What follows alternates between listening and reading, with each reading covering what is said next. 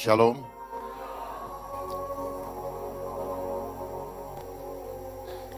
Saya susah mau cerita dari mana karena panjang sekali. Tapi saya singkat ya. Saya jadi polisi bukan karena cita-cita dari kecil. Tapi perjalanan membawa saya dan akhirnya saya mendapatkan sesuatu yang Tuhan taruh bahwa Tuhan ingin saya di situ untuk memperbaiki. Niat untuk memperbaiki ternyata tidak semudah membalik tangan. Karena di dalam perjalanannya penuh dengan dinamika yang membuat kita kalau fokusnya kepada masalah, maka kita akan jatuh di tengah jalan. Karena kita melihat dunia ini begitu besar, begitu gelap untuk kita hadapi. Karena kekuatan yang kita hadapi sekarang adalah kekuatan mamon. Itu yang utama. Tahun 2009 awal saya hampir mengundurkan diri dari kedinasan saya karena ada merasa bahwa kita mau kerja baik ternyata sering dikerjain walaupun kita tidak salah. Dari situ saya mengambil suatu keputusan bahwa kalau saya menyerah maka dua-duanya saya nggak dapat. Saya tidak dapat anugerah Tuhan, saya tidak dikasih Tuhan, dan dunia pun saya pun tidak akan mungkin bisa dapat. Karena apa? Batin saya selalu berantem ketika saya mau mengikuti cara dunia, batin saya berantem. Peperangan rohani terjadi. Dan akhirnya saya putuskan, ayah saya bilang, tenang dulu, tunggu waktu Tuhan, tunggu tanda dari Tuhan. Artinya apa? Keluarga itu penting. Keluarga merupakan ekstrak terpenting di dalam kehidupan kita di dunia untuk membawa keluarga ke surga. Ayah saya dulu seorang jaksa, terakhir jaksa agung muda, memberikan pesan kepada saya, kamu tidak perlu mendapatkan jabatan kalau kamu harus ngasih uang. Kamu tidak perlu dapat jabatan kalau kamu harus ngasih perempuan. Papa, mama tidak akan malu. Artinya kembali lagi, keluarga penting sekali. Jangan mendorong anaknya untuk melakukan hal-hal yang tidak. Seringkali lingkungan mengatakan, Bapak sekarang ada di mana? Selalu nanya jabatan, selalu nanya posisi. Ya. Jadi dari situ saja sudah terbangun bahwa mindset orang melihat kalau orang punya jabatan. Dan sejak saat itu saya tetap berjuang dan akhirnya saya tidak jadi mengundurkan diri dari kepolisian karena ada Tuhan taruh di dalam hati saya. Kalau saya dari luar sulit saya untuk memperbaikinya dan sulit saya juga untuk menyuarakannya. Karena saya menjadi tidak tahu apa yang terjadi di dalam. Singkat cerita, akhirnya saya 8 tahun di pangkat AKBP, kalau di Angkatan Darat itu Letnan Kolonel. Dan selama 8 tahun selalu dijegal kalau naik. Dan setelah itu saya sekolah pun banyak dijegal. Dan saya beberapa kali ikut seleksi KPK juga. Tahun 2000 pangkat masih AKBP, Kombes.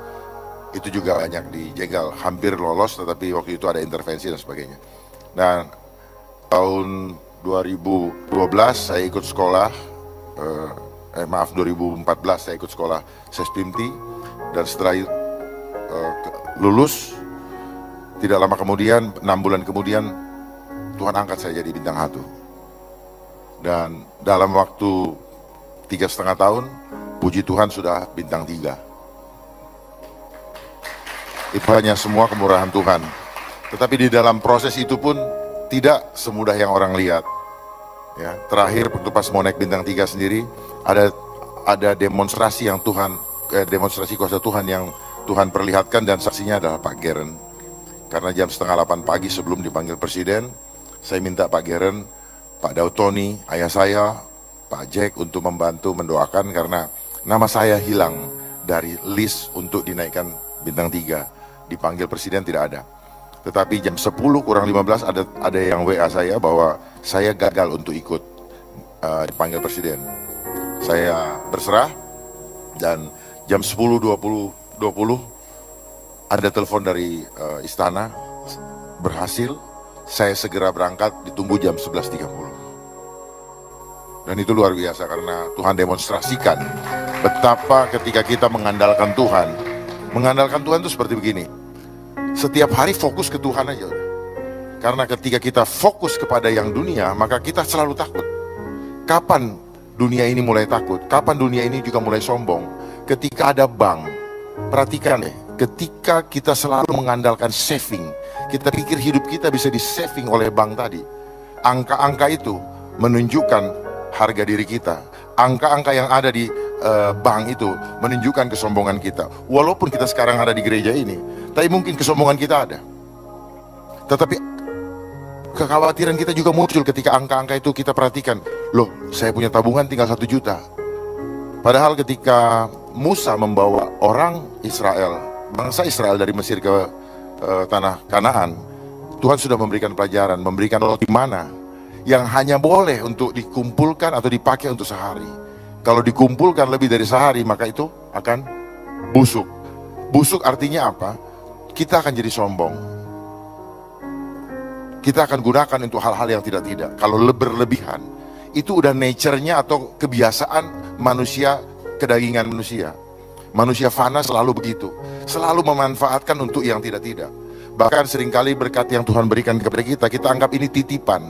Sehingga kita mengumpulkannya untuk membangun harga diri, membangun nama.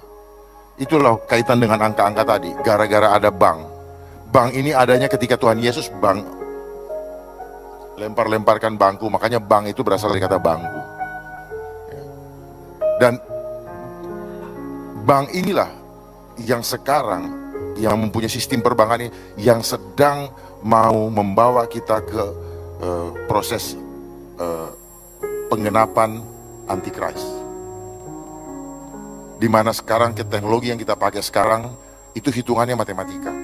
Coba lihat, perhatikan, di mana-mana orang selalu berhitung dengan matematika, tidak mengandalkan Tuhan. Padahal Tuhan Yesus sudah ajarkan kita 5 roti dan 2 ikan bisa memberi makan 5.000 orang. Kalau sudah amin, mulai sekarang praktekkan. Jangan amin tapi nanti masih berhitung dengan cara kita. Mulai sekarang andalkan Tuhan. Keluar dari gereja, andalkan Tuhan. Kenapa? Semua yang kita pakai, semua yang kita punya sekarang kita akan tinggalkan. Gak ada gunanya, betul-betul gak ada gunanya. Waktu berjalan begitu cepat. Dan kita tidak punya waktu lagi. Pulang dari sini kita gak tahu apa yang terjadi. Tuhan tahu apa yang terjadi, tetapi kita gak tahu. Kalau kita selalu mengandalkan hitungan matematika, hitungan manusia, kekhawatiran demi kekhawatiran yang terjadi. Tetapi itulah konsep Antikris yang sekarang sedang terjadi. Manusia semakin mengandalkan hitungan matematika. Apa? Semua dipaksa untuk mencari uang. Hampir kita punya alasan, selalu punya alasan tidak punya waktu untuk Tuhan. Pegang gadget bisa 5 jam. Dan memang kita dibikin caranya selalu dengan konsepnya apa? Mudah, cepat, nyaman. Itu cara-cara iblis. Ya, konsepnya mereka terstruktur, sistematis dan masif. Terstruktur, ada organisasi. Mereka bergerak di mana-mana, termasuk radikalisme. Itu adalah cara daripada Antikris. Ya, termasuk krisis ekonomi. Kita dibikin takut. Ya, konsepnya selalu sistematis. Sistematisnya seperti apa? Propagandanya ketakutan. Nanti tahun depan akan krisis ekonomi. Nanti tahun depan atau 2 tahun lagi akan habis minyak. Itu adalah manipulasi mindset. Itu adalah tipu muslihat iblis yang disampaikan kepada kita supaya manusia-manusia ini menjadi panik dan rebutan untuk mendapatkan itu. Nanti tahun depan dia mulai berhitung dengan matematika. Oh, tahun depan saya harus punya tabungan segini-segini. Kalau enggak saya nggak bisa hidup. Salah. Saya pastikan itu salah. Karena selama ini saya pun hidup bukan dengan hitungan matematika. Andalkan dari sumbernya. Manusia terdiri tubuh, jiwa, dan roh. Dan yang menjadi core kehidupan seperti mesin tadi adalah roh. Tubuh ini akan binasa. Makanya kalau ada orang meninggal dibilang telah berpulang. Telah berpulang ke rumah Bapak. Cuma pertanyaannya ke rumah Bapak sebelah kiri atau sebelah kanan. Ya. Nah itu. Jadi yang menjadi core utama adalah roh, bukan tubuh. Tubuh dan jiwa sangat dipengaruhi oleh core tadi. Di dalam, makanya dibilang kuduskanlah tubuhmu. Karena di dalam tubuh kita ini ada sel-sel yang connect dengan Roh Kudus, connect dengan kuasa atau gelombang energi dari surga. Itulah yang menghidupkan kita sekarang ini.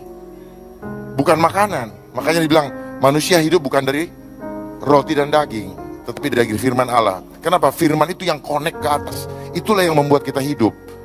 Rupanya begitu, saya juga baru tahu kenapa saya harus sampaikan ini. Jadi ke depan nanti ini kita dalam proses globalisasi untuk masuk ke Antikris. Wahyu 13 ayat 16 sampai 18 akan sedang berproses. Kenapa? Dengan adanya imane, kita sekarang dipaksa untuk membayar pakai itu. Lama-lama sudah tidak kehilangan uang. Uang kertas sudah tidak ada, dan kita akan dikunci menjadi robot-robot hidup, bukan manusia lagi. Jadi manfaatkan kesempatan yang ada saat ini untuk melayani Tuhan. We have no time anymore. Waktu kita sudah sangat dekat. Jangan dipikir masih 20 tahun lagi, jangan. Berpikirlah bahwa tinggal tahun depan, berpikirlah tinggal besok. Supaya kita sungguh-sungguh. Hari ini saya tiap hari dapat serangan kuasa gelap. Tetapi itu menggiring saya bahwa tidak ada dokter, tidak ada tabib yang agung, hanya Tuhan saja yang bisa menolong saya. Betul-betul ini, saya punya punggung sampai datang tadi, itu ditusuk-tusuk seperti ribuan jarum nusuknya. Hampir setiap hari, yang mau dihantam adalah jantung saya. Saya harus bersaksi sini, jantung saya. Dan sewaktu-waktu bisa hilang. Tetapi itu membuat Tuhan menggiring saya, bahwa satu-satunya yang kau bisa andalkan hanya Tuhan. Enggak ada yang lain. Sekali-sekali Tuhan tidak akan pernah membiarkan kita. Sekali-sekali Tuhan tidak akan pernah meninggalkan kita. Serahkan, rendahkan diri kita di bawah tangan Tuhan yang kuat, dan Tuhan akan mengangkat pada waktunya. Serahkan juga kekhawatiran kita setiap hari ke dalam tangannya, karena hanya Dia yang bisa menolong kita. Manusia bisa mereka-rekakan jahat, tetapi Tuhan selalu memberikan. Tuhan tidak akan selalu mengangkat kita menjadi kepala, bukan ekor. Kita akan selalu naik dan tidak pernah turun. Lakukan itu, imani itu di setiap bagian kehidupan kita, pekerjaan kita. Jadi tukang sapu, jadi satpam, jadi apa? Jadilah agent of change of Christ, menjadi agen-agen Kristus. Mari kita mulai bersama-sama. Kita nggak bisa bekerja sendiri-sendiri, berjalan sendiri-sendiri nggak sanggup. Ya, begitu keluar dari sini saya suka perhatikan. Di lift itu sudah menjadi tidak seperti yang di dalam gereja. Sikut-sikutan. Malah pernah dulu ada yang mau berantem hanya gara-gara lift. Bagaimana? Coba sadari itu. Di lift saya lihat sudah nggak saling kenal. Senyum pun tidak. Mari mulai lemparkan senyum-senyum. Mari mulai jangan terpengaruh dengan gadget-gadget itu. Kalau ada itu berikan komentar yang memberkati. Di sini peperangan rohani. Gadget ini melemahkan tubuh manusia dengan dua cara, kontennya satu, kemudian gelombangnya. Gadget ini punya kekuatan magic, hipno elektromagnetik. Nanti saya bisa buktikan bahwa hipno ini bisa melemahkan sel-sel tubuh kita.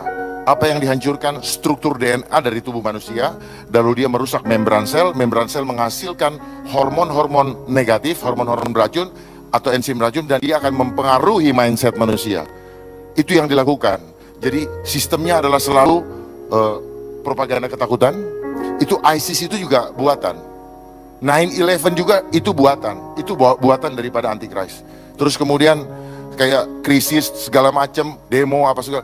Jadi semua itu adalah buatan. Supaya apa? Ujung-ujungnya ada uang. Setiap ada hajatan selalu ada panitia. Setiap panitia selalu butuh anggaran untuk melaksanakan. Jadi itu caranya. Semua larinya ke uang. Sekarang kekuasaan yang dikejar semua uang. Orang berantem semua karena uang. Karena itulah ciri-ciri manusia zaman, cinta akan uang. Cinta akan uang adalah sumber dari segala sumber kejahatan. Manusia akhir zaman akan selalu menjadi hamba uang, dan walaupun beribadah saat ini menjadi tidak percaya lagi dengan kekuatan ibadah itu sendiri. Kiranya apa yang saya bisa sampaikan singkat ini bisa memberkati kita semua. Mulai saat ini jangan andalkan hitungan matematika, karena Wahyu 13 ayat 16 ada kata bilangan itu. Makanya kita selalu diarahkan kepada bilangan. Bilangan itu, ranking sekolah membuat orang sombong ketika dia ranking 1. Juara ini, juara itu, sadar nggak? Ya. Tapi bukan kualitas yang dikejar, angka-angka. Sistem demokrasi kita pun begitu. satu suara, satu orang, satu suara, dan ini akhirnya apa? Suara yang yang tidak bagus bisa mengalahkan suara yang bagus. Dan itu adalah konsep dunia, selalu untuk mengarahkan ke sana. Sistem yang ada pun sekarang demikian, selalu sistem manajemen resiko, dibikin takut, sehingga dibikin sistem-sistem supaya ini. Kita sedang menuju ke masa antikris. Kenapa?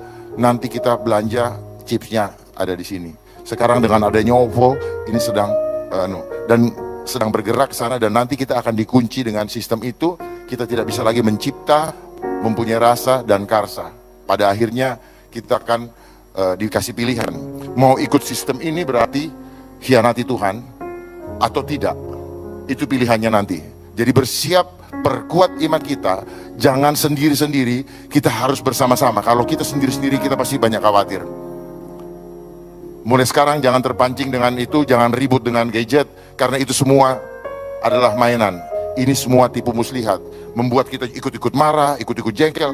Kalau orang bilang, ayo suara ini silent suara yang tidak ini munculkan, nggak perlu, berkati aja. Kiranya Tuhan ampuni dia, dia tidak tahu apa yang dia lakukan, dan sebagainya. Baru menunjukkan itu adalah laskar Kristus. Terima kasih, shalom, semoga memberkati.